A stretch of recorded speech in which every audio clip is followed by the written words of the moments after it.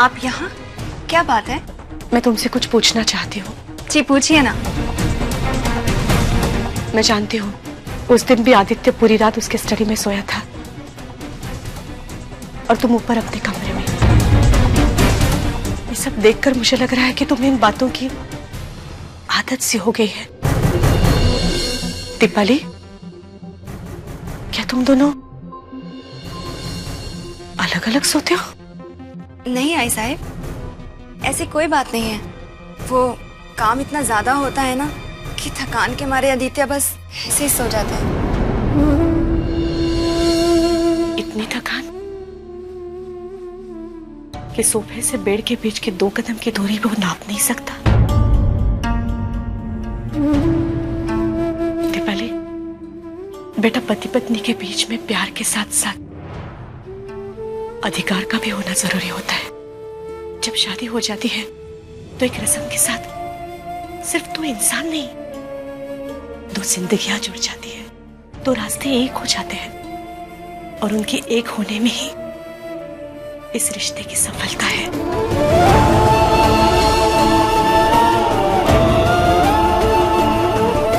बेटा, मैं उम्मीद करती हूँ कि तुम दोनों के रास्ते भी एक हो चुके हैं। मैं जानती हूँ तुमने अदिति को हर तरह से एक माँ का प्यार दिया है, लेकिन बेटा तुम्हारी अपनी माँ बनने की चाहत, उसका क्या? क्या इतने सालों में आदित्य ने तुमसे एक भी बच्चा नहीं मांगा? जहां तक कि मैं आदित्य को जानती हूँ उसे बच्चे बहुत पसंद है। फिर अपने आप को इस सच से दूर रखने की क्या वजह है?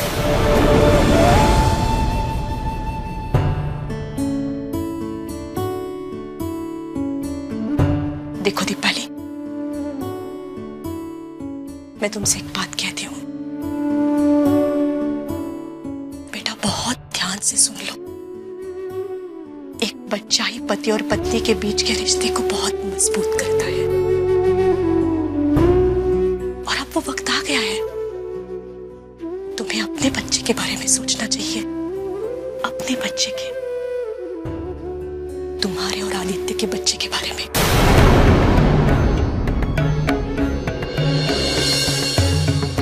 इसमें अगर वो पहल नहीं करता तो तुम्हें पहल करनी चाहिए।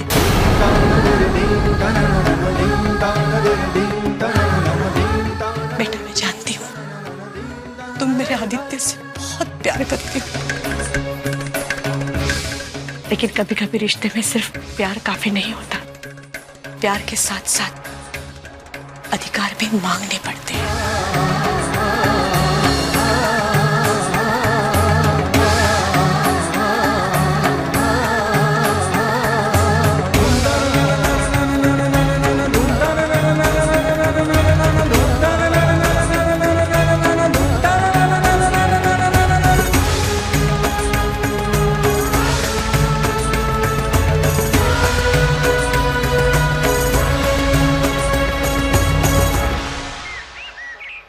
मिस्टर के आपकी कंपनी ने जो इनिशियल प्रोजेक्ट रिपोर्ट मुझे सबमिट की है वो मैंने पढ़ ली है and I think it's really nice. मुझे लगता है कि आप और मैं इस प्रोजेक्ट को नई ऊंचाइयों तो लेकर जा सकते हैं। Very sure. और हाँ, मुझे आपसे एक रिक्वेस्ट करनी थी। हाँ बोलिए ना। अगर आप अपने इस ऑफिस में मुझे एक कैबिन दे सकते हैं तो।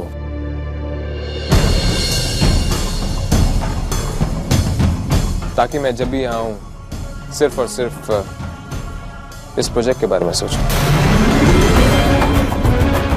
अरे कौन सी बड़ी बात है, अगर मुझे सिर्फ आज का वक्त दीजिए, मैं कल तक आपके लिए एक नया कैबिन तैयार करवा देता हूँ। नहीं मिस्टर के, कोई भी कैबिन तैयार करने की जरूरत नहीं है। मैं स्वरा के साथ कैबिन शेयर कर सकता हूँ।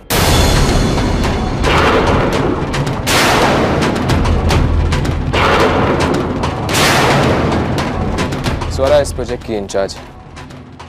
आधे से ज्यादा वक्त मैं स्वरा के साथ बिताने वाला हूँ, तो क्यों ना हम दोनों एक ही कैबिन में। क्या बात है, मैंने कुछ गलत कह दिया? नहीं, बात आप बिल्कुल सही कह रहे हैं। मिस्टर आदित्य, आप बेशक मेरा कैबिन यूज कर सकते हैं, लेकिन जहां तक कैबिन शेयर करने का सवाल उठता है तो मुझे इससे एतराज है। आई मीन टू से कि मैं आपकी प्राइवेसी ब्रेक नहीं करना चाहती, इसलिए आप मेरा कैबिन यूज कीजिए और मैं केके के साथ उसका कैबिन शेयर कर लूंगी।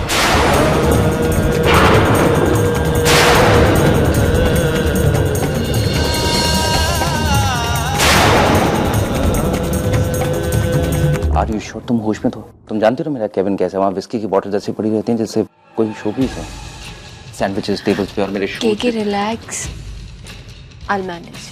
ऑलराइट, अगर तुम्हें प्रॉब्लम नहीं है तो मुझे कोई इशू नहीं।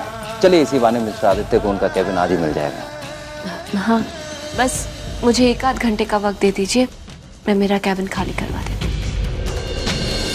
चलिए।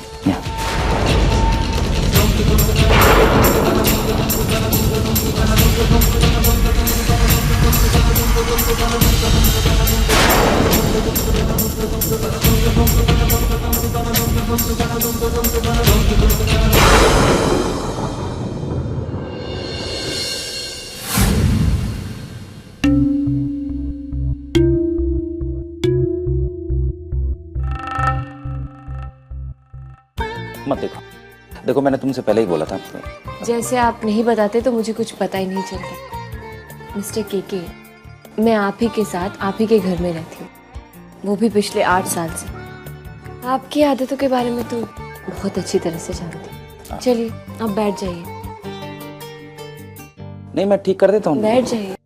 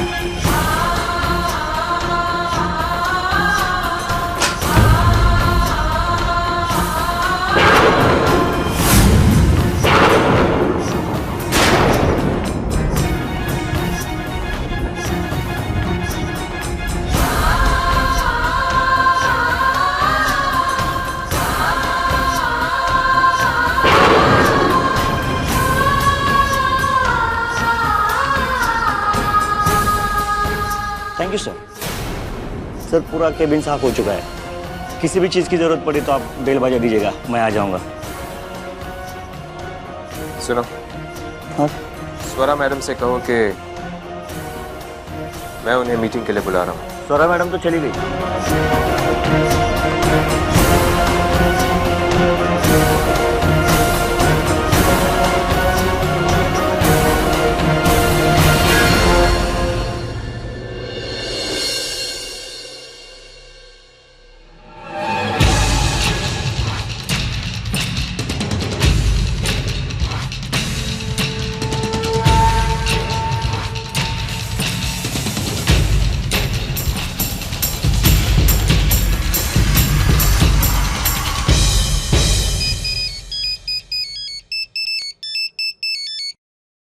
हेलो जी, मैं दीपाली बोल रही हूँ। वो आज आप अदिति को स्कूल से ले आएंगे? अदिति को? वो क्या है ना कि अक्षर भाऊजी आज घर पर आ रहे हैं। घर पर बहुत सारा काम होगा और अदिति को लेके आना स्कूल से मेरे लिए जरा मुश्किल हो जाएगा। तुम्हें क्या लगता है मैं खाली बैठा हूँ? मेरे पास कोई काम नहीं। जब चाह फोन कर दिया और कह दिया कि बेटी को स्कूल से लेकर आओ। मुझे ऑफिस में बहुत काम है, मीटिंग्स पे मीटिंग्स लगी हुई हैं यहाँ पर। तुम्हारी नजरों में मेरी मीटिंग्स की अहमियत है या नहीं? मैं नहीं जा सकता, तुम चली जाओ।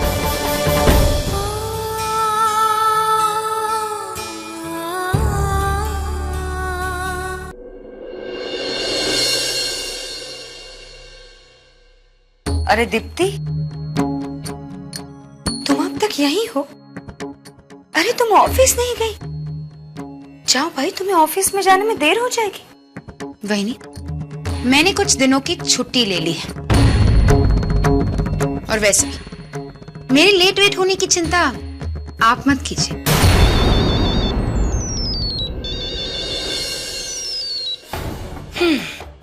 देखा दीप्ति, मैंने कहा ना, लो ऑफिस से फोन आ गया तुम्हारा। अरे दीप्ति, तुम जितनी देर घर में रहोगे ना, उतनी देर तक तुम्हारे ऑफिस वाले तुम्हें फोन कर करके तुम्हारा जीना मुश्किल कर देंगे।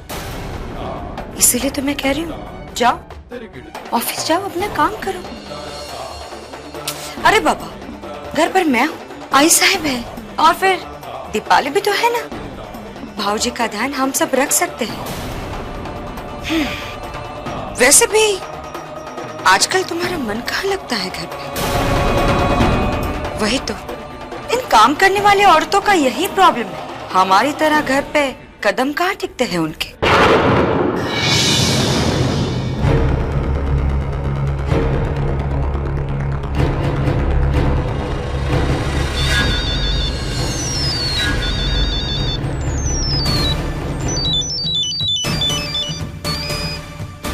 हेलो, हाँ मैं बाद में फोन करती हूँ।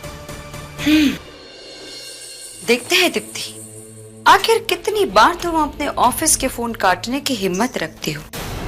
फिलहाल मैं चलती हूँ, लेकिन हाँ, अगर तुम्हें मेरी जरूरत पड़े या फिर किसी भी मदद की। अगर मुझे आपकी मदद की जरूरत भी पड़ेगी बहनी, फिर भी मैं आपकी मदद नहीं लूंगी।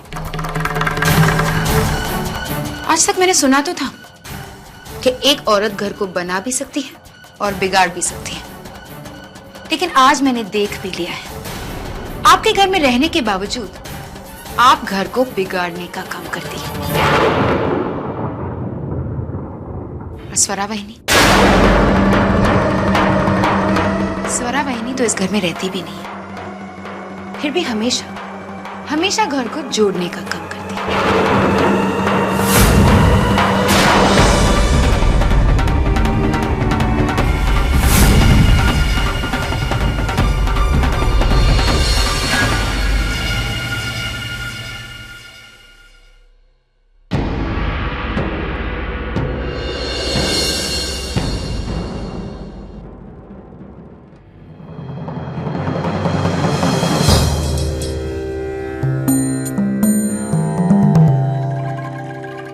स्वरा,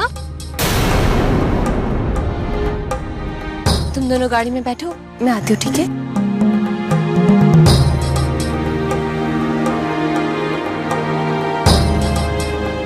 क्या हुआ? आज आप मुझसे बात किए बिना ही जा रही थी? नहीं, ऐसी कोई बात नहीं है। दरअसल आप थोड़ी सी परेशान लग रही थी, इसलिए मैंने आपको डिस्टर्ब करना सही नहीं समझा। परेशान तो मैं हूँ। कल मेरी आई साहब ने मुझसे एक ऐसी बात कही जो मुझे कभी पता ही नहीं थी।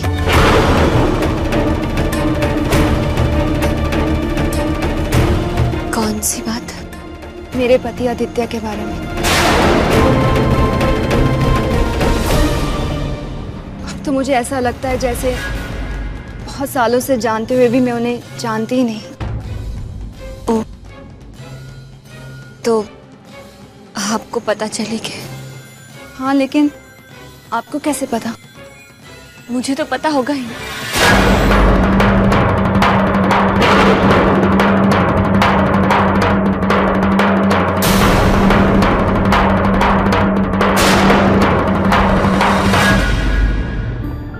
तो आपको पता चले कि? हाँ, लेकिन आपको कैसे पता? मुझे तो पता होगा ही।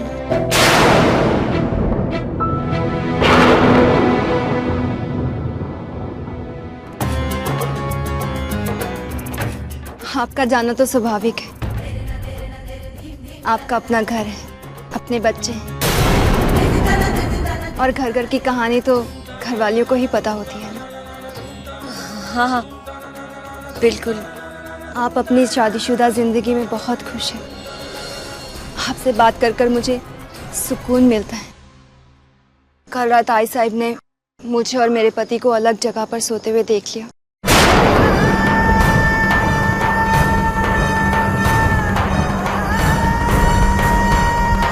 और मुझे इस बात का एहसास दिलाया कि पति पत्नी का रिश्ता तब तक पूरा नहीं होता जब तक उन्हें आई बाबा कहने वाला कोई पैदा नहीं होता।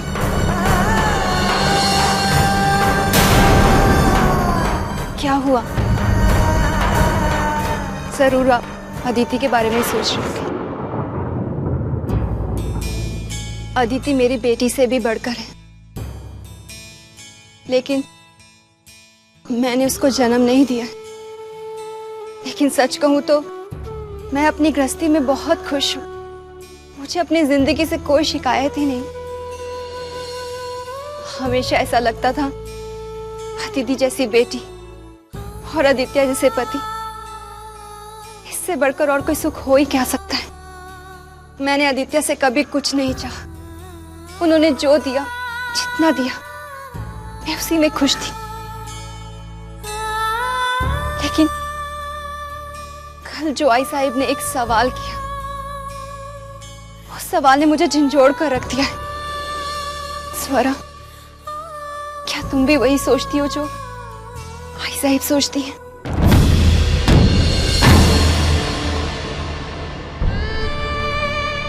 देखो दीपाली, जरूरतें इंसान के मुताबिक बदलते रहते हैं, लेकिन पति पत्नी के रिश्ते को पूरा करने के लिए ये बातें भी जरूरी है। हो सकता है कि उन्हें काम में वक्त ही नहीं मिलता हो, इसीलिए उन्होंने अपनी तरफ से कभी ये सब बातें करने का उनको मौका ही नहीं मिला। लेकिन अगर आप अपनी तरफ से अपने बच्चे की ख्वाहिश जाहिर करेंगी तो उन्हें बहुत खुशी होगी। उन्हें भी तो बच्चे इतने पसंद है ना। आई साहिब ने भी बिल्कुल ऐसा ही कहा था। लेकिन आपको कैसे पता?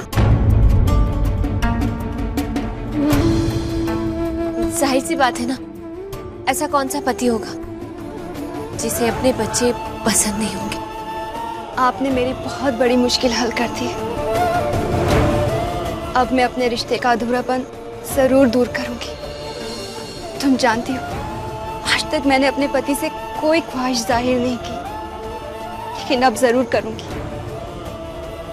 Thank you so much.